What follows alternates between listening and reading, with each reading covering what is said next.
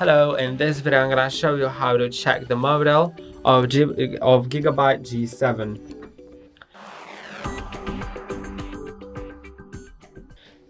So you probably know that it's GIGABYTE G7, but there's also the detailed model version, which can be different. So let's check it. It's on the bottom of your laptop. So if you flip your laptop over, at some point you'll find the model. Actually, in my case, it's on this sticker.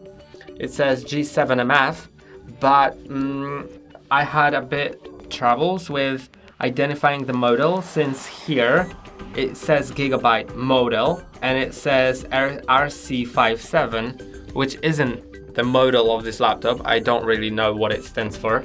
Then here we also can find the model number, and it's the AX211NGW. So it's also something different.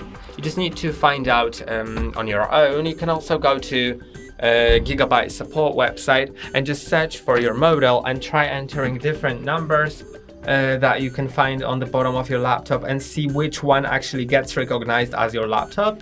But I think that if it says G7MF or G7 something, like in my case it's G7MF, then it'll probably be the actual model number. And that's all for today. Don't forget to like and subscribe. See you next time.